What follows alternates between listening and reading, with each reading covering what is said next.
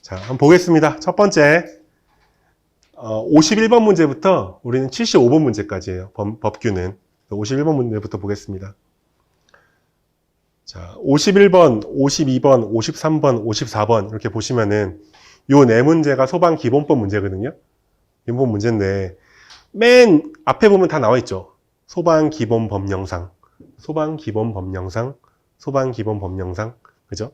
얘가 어느 법에서 출제가 되는지 딱 나와요. 물론 시행령, 시행규칙 이것까지 안 나오죠.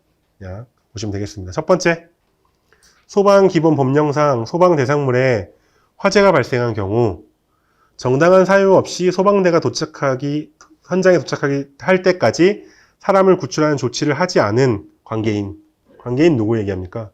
뭐 건물주, 거기 안에 있는 사람들, 아니면 소방안전관리자, 이런 사람 얘기하죠. 그런 사람들이 소방대 도착하기 전까지 사람을 구출하는 조치를 하지 않았대요.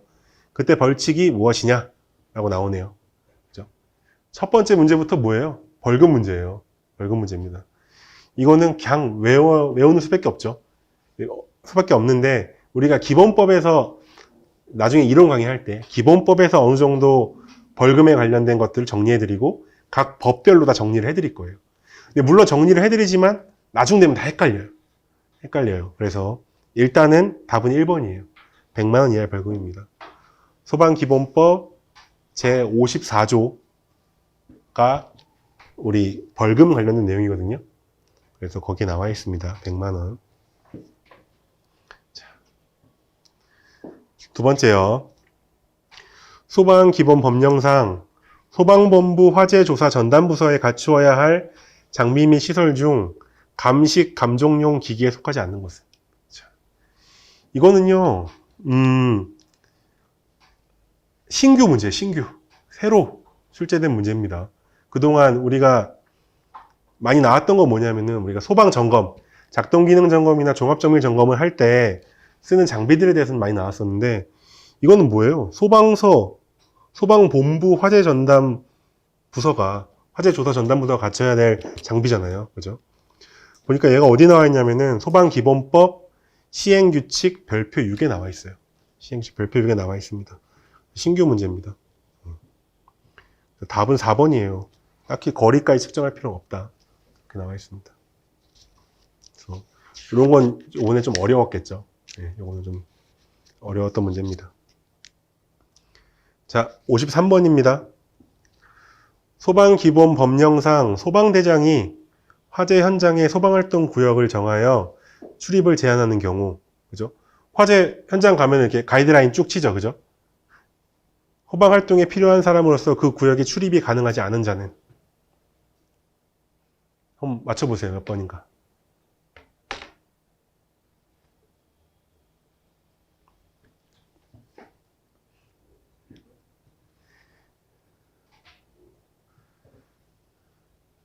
몇 번이에요?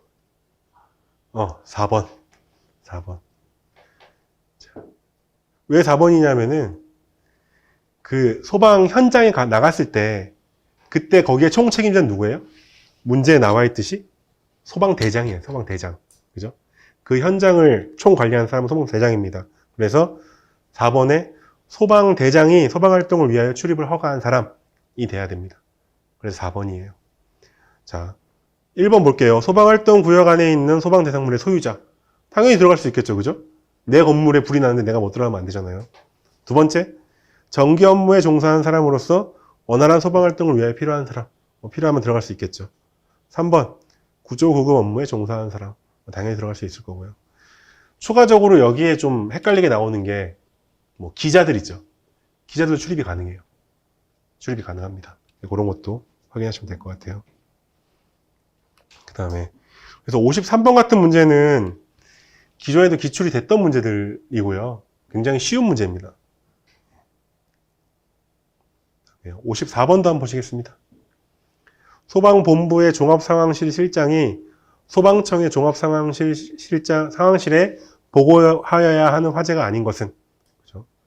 사상자 10인, 재산 피해액 30억, 연면적 15,000, 이런 거 이렇게 쭉 나오네요. 이게 시행규칙에 나온 건데, 이건 소방 공무원 문제에도 많이 나오죠, 그죠? 많이 나오는 문제입니다. 자, 소방본부에서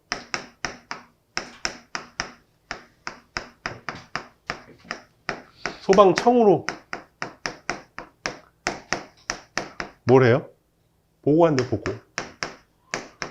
그러면은 어떤 기준들이 있을 거 아니에요. 어떨 때, 아주 중대한 사안일 때 보고하겠죠, 그죠?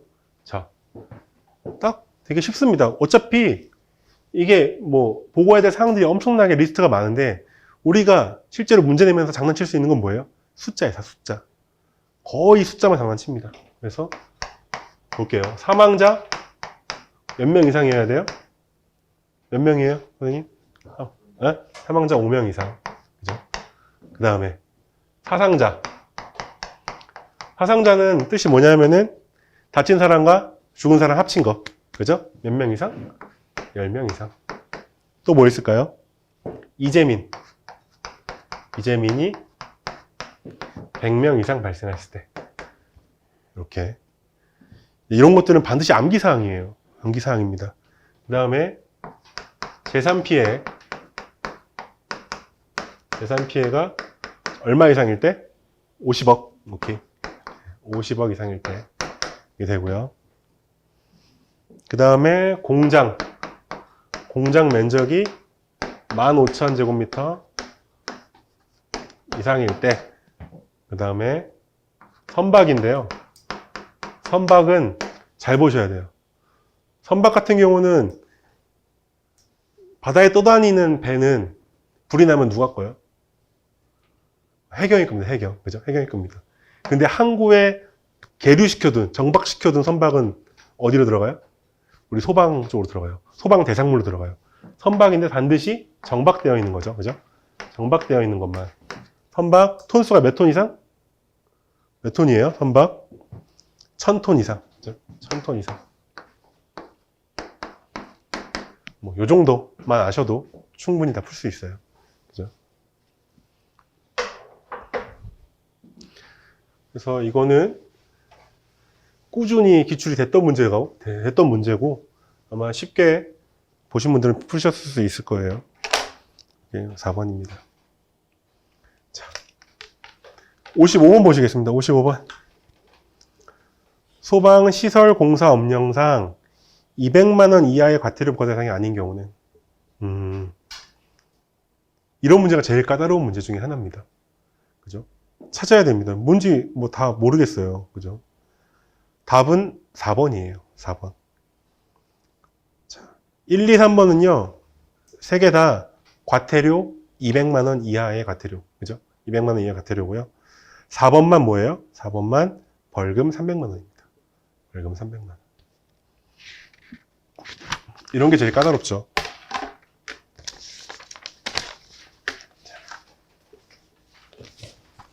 자, 56번 보시겠습니다. 56번도 어려웠어요. 56번도 어려웠는데요. 방염처리 능력평가의 계산식으로 옳은 것은? 이라고 나왔습니다. 그래서 지금 여기 문제가 좀 잘못돼서 2번이랑 3번이랑 똑같이 나왔는데요.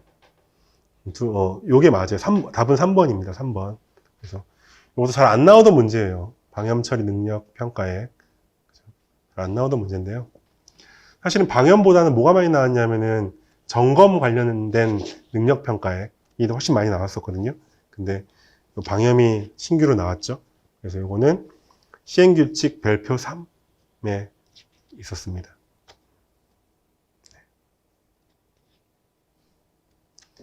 자, 57번입니다. 소방시설 공사업 법령상 소방시설업 등록 취소와 영업정지 등에 관한 설명으로 옳지 않은 것은? 이런 행정처분, 요렇게 뭐예요? 지금 영업정지 아니면은 뭐 영업 등록 취소 이런 걸 나오는 걸 뭐라 그래요? 행정처분이라고 하고요.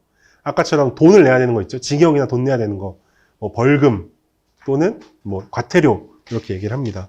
그래서 57번은 1번입니다. 1번. 왜 1번이냐면요. 거짓으로 등록한 경우에는 무조건 영업을 정지합니다. 그죠? 6개월 이내 기간을 정하지 않아요. 그죠? 영업 정지를 명할 수 있다. 이렇게 보시면 될 것 같아요.